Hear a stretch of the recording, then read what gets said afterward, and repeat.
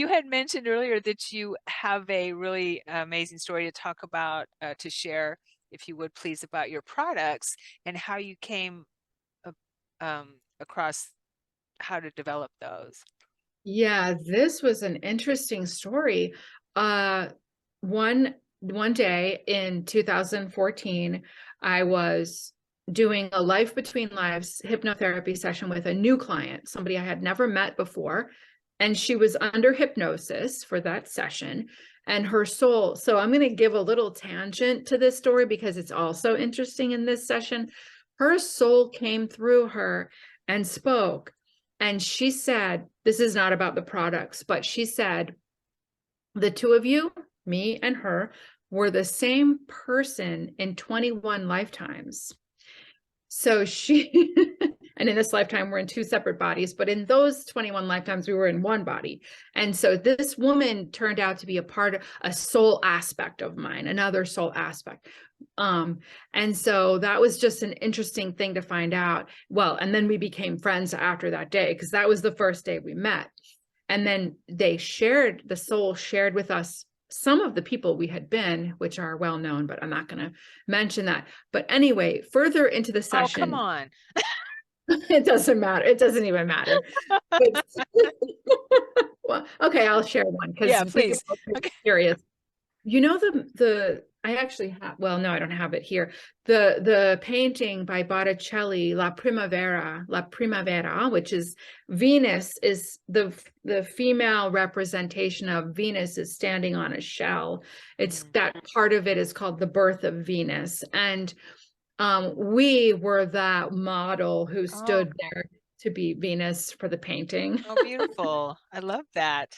Yeah, that was a nice one. Mhm. So anyway, in that session, her soul said to me, "Oh, Stpehanie, you're going to be rubbing something with golden light on people's arms. So you're going to be rubbing a substance on people's arms, and it's going to have a golden light in it."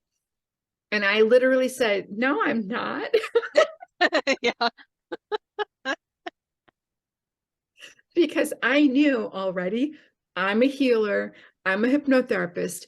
I don't rub substances on people's skin. I don't do that. So I get it. so yeah. So a year and a half later, I was on the internet ordering my normal products, like from the website I always go to for shampoo and soap and everything. And I was scrolling through the products and I saw something called orange body souffle. And I had never heard of such a thing, but it just sounded so delectable. Yummy. I Yeah. don't even use lotion or anything, but I just needed to read about it. And I only use natural products and I don't like chemicals or like to use chemicals. So I clicked on it and I read all the ingredients and it was a very long list of chemicals. And I said, "Oh, I'm so disappointed. I can't order this." But it wouldn't leave my mind. I did my order, went on with my day. The next day, I could not get this orange body souffle out of my mind. So I thought, let me go back to the website and read those ingredients. Maybe they're really not all chemicals. So I clicked on it again. And once again, sure enough, it was a long list of chemicals. And I said, "Oh, darn it, I can't order it." So then I went to and this is not like me. Like I said, I've never used lotion in my life. I went online and I Googled, body souffle. And what came up was something called body butter, which I had never heard of.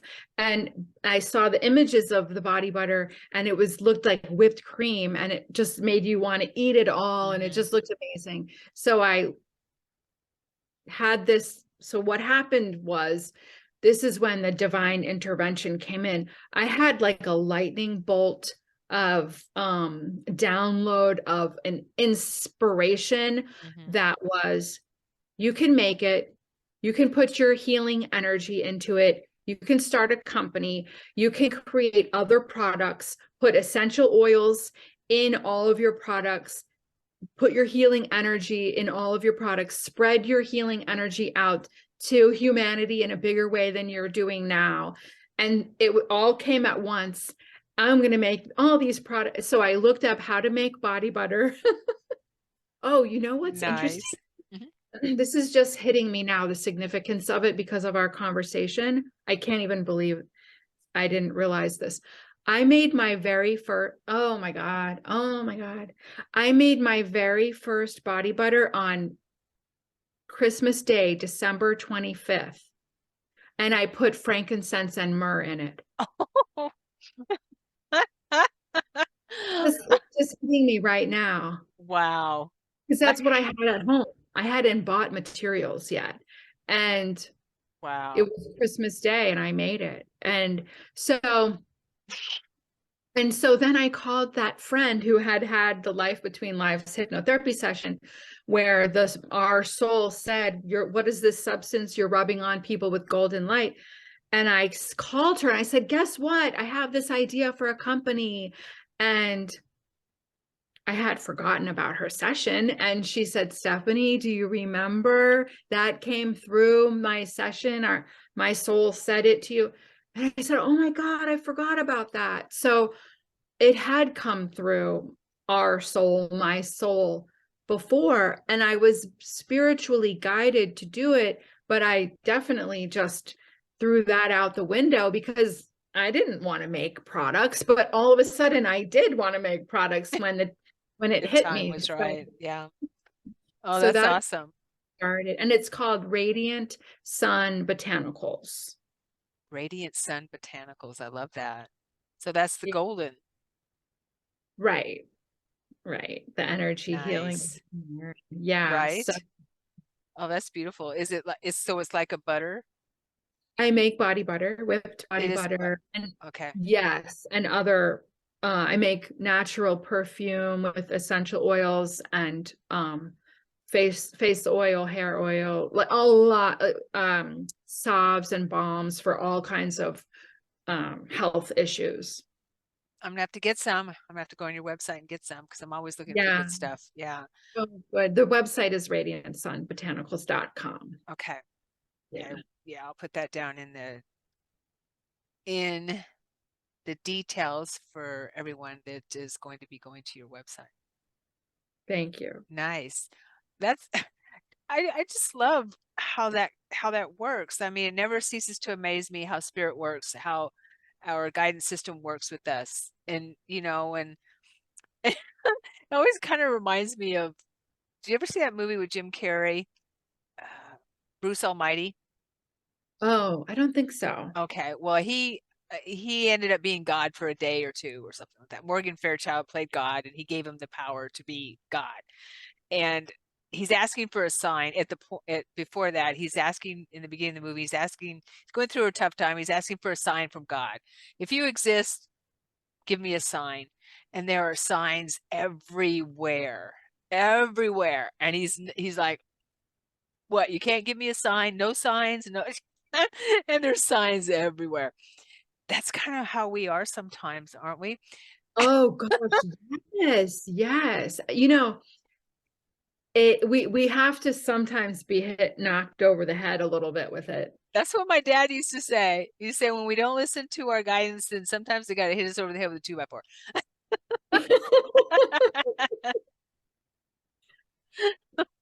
Which We is true. right, and I think, as we are delve deeper on the spiritual path, we try to be more in alignment, to be attuned to the messages that are coming Yeah. through. Yeah. Yeah.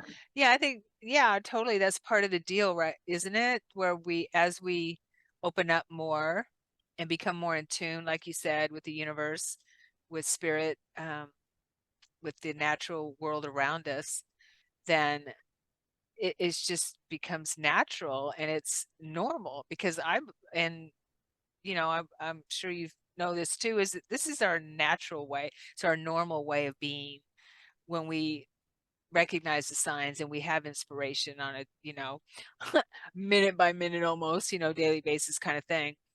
And then we just, that's how we go through life. The other way is unnatural. It's true, and unfortunately, most of us have lost touch with that, following that internal guidance or even recognizing it. Yeah. And that's why we're here. That's why there's Right. so many like us waking up and helping with helping people to remember who we really are and what we Exactly. really are. Yeah. So that we can remember that part of us. Thank you for sharing that. That's amazing. I can't wait to get some of your products. Oh, you're welcome. Yeah. So, you had mentioned something about a walk-in experience because I had, believe it or not, a walk-in. I remembered a walk-in experience, but when I was very young. But do you mind sharing yours, please? Oh, sure. So my walk-in was a little bit different from maybe the typical kind, but they vary. So mine was, I would say, an aspect of my own soul coming in to embody in me that had not been here before. And I don't know if it had been on earth, I mean, in other lives, but it had not been in this body or in this life before. And so I didn't have an experience of, oh, this happened right now. But the experience that I did experience was I was looking through new eyes. So I was walking around in the world. And when I say looking through new eyes, I mean literally looking through new eyes, seeing so the way that I know, well, I could feel it, but what was going through my mind, the words that were going through my mind and what I was feeling and seeing was, I was looking around and saying, oh my goodness, look at all of these humans. And I kind of do that every day now, right? We kind of, well, if we don't laugh at ourselves, then, we are definitely lost. So, right. yeah. So I was looking out at humans, calling them humans in my mind, and I wasn't one of them. I was not human because I was seeing humans Yeah. that were different, almost like a different species from me. But so, and I was just like, oh my goodness, look at all these. And this was going on for days. I mean, the integration process took a while for me. And of course, over time, it integrated where, of course, I began to feel like another human here, but not at the beginning. And so what happened in this walk-in experience was that, this integration period was happening, and I couldn't tell you how this all happened, but suddenly, I guess I was the one who did it. I guess I went on Amazon and just started ordering books because suddenly my world was full of books that I was devouring as if they were food. But these books were like The Law of One, for example, the raw material. Books that were channeled, the Pleiadians, Arcturians, and everything in my whole world suddenly became about like star seeds and other star systems. And I suddenly was in a spiritual group where the woman, the spiritual teacher was suddenly saying, oh, you're from Arcturus, you're from like she was seeing, and I'm like with all these other people and starting to go to this spiritual group every month or for years. And it was like my entire world changed all of a sudden. And I seemed like the same Stpehanie, but really something so radically had shifted within me. So that, and I know that I was embodying more of my higher self. So that was my walk-in experience. And it did change my life because that was the same year I asked for a divorce. So I think that maybe the vibration was no longer in alignment with the man that I had married. Because you couldn't really say, oh, this is why they should get a divorce. It didn't really make that much sense. I was just going to ask you if there was something going on in your life that was, a big shift or traumatic or something like that, because I understand that that's kind of sometimes what happens when when a walk-in appears or Yes, nothing traumatic, nothing like that. I guess it was just time. time, yeah, to bring in your more of your higher self, your overself. Right. Yeah. Wow. That's and how old were you again? Oh gosh, 2006. Oh, okay. Just I was, 2006. You don't have to tell me how old, but well, I was about 37, okay. probably 37. Okay. And you had the awareness at that time. Well, yeah, around 2000, 2001, you said you were starting to wake up. So you had the awareness at that time to understand it or be able to deal with it. Is that right? Yeah, I think I was 36, or 35 actually, but so I can't do math on the Yeah, I spot. know. But Neither can um I. yeah, so the awakening was in 2000. I was 29 in 2000. That's Okay. Saturn return and all that was going. That was a traumatic year. But in 2006, nothing traumatic was happening. I had had my son in 2005. I actually I could I don't usually talk about this, but I think on your channel it's okay. Okay.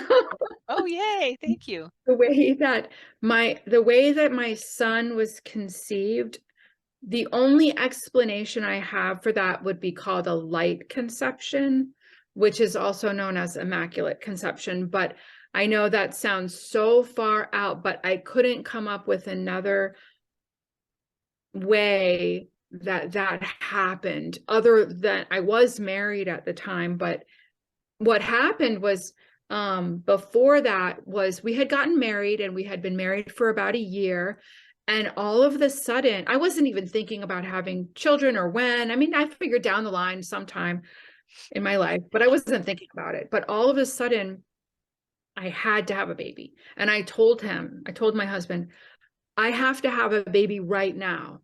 And he said, oh, let's wait. We've just been married for a year. He was 4 years younger than I was. He said, I'm young. We have time. And I said, no, you don't understand. I have to have a baby right now. And and I had a session with that medical intuitive actually, and he said, you don't get pregnant, Stpehanie, because X, Y, and Z, you're going to have a miscarriage. You're not going to be able to hold a pregnancy. You have to heal first. And so I knew I'm not going to, okay, I'm not going to get pregnant. I'm not going to try. Like, I don't, now is not the time. I have to follow his protocol, drink the herbal tea and heal first. So, but then I did get pregnant. And that's when I say that isn't kind of humanly possible how it happened. Sure. So then I had a session with him again because I was scared, because he told me you're going to have a miscarriage no matter what. So he said, the baby it's so early in the pregnancy. Wait, can you wait a month or two? He gave me a specific time. I don't remember. It was like 4 weeks or 8 weeks. Call me then, have a session then, and I will tune in and check on the baby. So I waited. I had the session with him. I had been on a natural thyroid hormone because I had had severe adrenal fatigue and I needed a little help healing for a period of time. I was told it would be a temporary thing, but I still needed it. And when I had this medical intuitive session to check on the baby, the doctor, he's a medical doctor, he said, Stpehanie, your baby has brought in like a miracle spiritual healing for you. You can stop taking your medication. You're healed. And the baby is fine. So I stopped taking that medication. I never took it again. This was 2004, and I was healed. And my baby was perfect and is still perfect. He's 17 now. So Nice. Beautiful. Oh, I love that. You know, you're not the first person I've heard about having some kind of a light, immaculate conception, whatever you want to call it, what did you call it? a light conception, Light because I read about conception. that in a book. I didn't come up with that Okay. term. Yeah. I believe more and more people are talking about it because it's it's not something that I would imagine that it would be easy to talk about, like you said. So thank you. I'm honored that you shared that here. That's Well, amazing.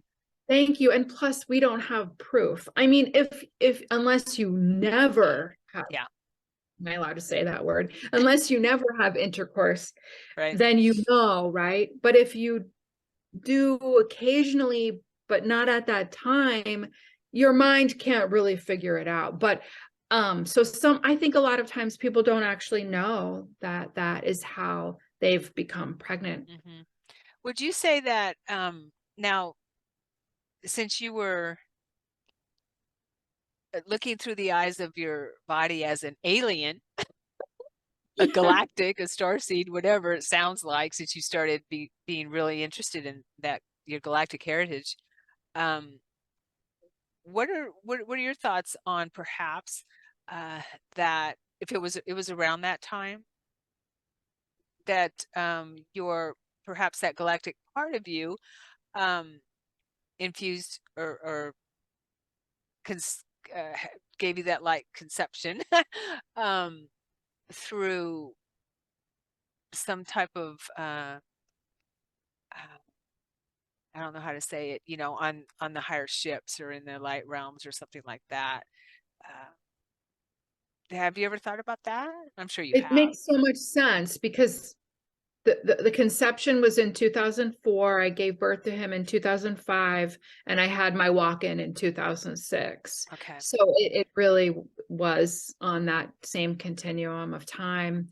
And it was I had it felt like my baby was a profound experience for me because one day I was in my living room minding my own business when all of a sudden a very loud booming voice in my head said, like a male voice, um said June 26th. And it was like when he said this booming announcement, I also saw in my third eye, like on the Broadway shows have that the headlines. It was like a big flashing Mm, sign that also said June 26th at the same time. So that was an announcement of the day of his birth. But he was due on June 21st. And then I went into labor on June 25th. And I thought in my mind, oh, well, I didn't know what that announcement was about, but I thought, oh, that's not his birthday announcement because I'm in labor on June 25th. But little did I know I would labor overnight. And then, of course, I would have him the next day on June 26th. But when I was pregnant with him, I was ecstatic. So I was ecstatic the whole pregnancy, and I felt so filled with energy and joy. And it's almost un, you know, uncomparable. That's probably not a word, but that joy, that ecstatic feeling I mm, felt. So yeah, it's interesting to think about that timeline, right? Of the baby coming in and then the walk-in coming in a couple of years later, hmm. Yeah. or Yeah. actually 1 year after he was born. Yeah. Right? That's awesome. I love that.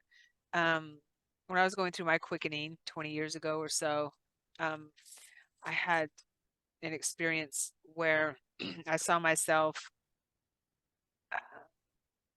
being placed in a sarcophagus. I felt my whoever I am, and this is different than when I was 6, right?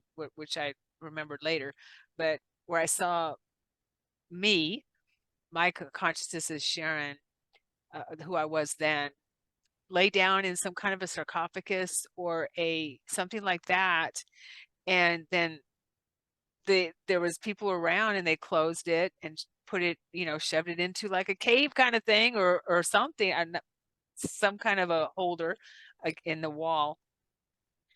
And then I was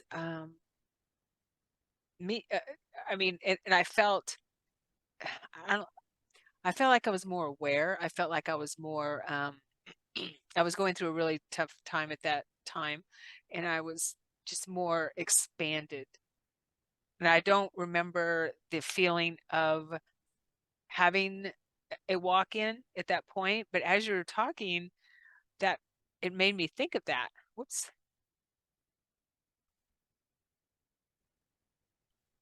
There we go. Okay. Okay. As you were talking, it made me think of that. And I wonder if that was an exchange or an add to or something.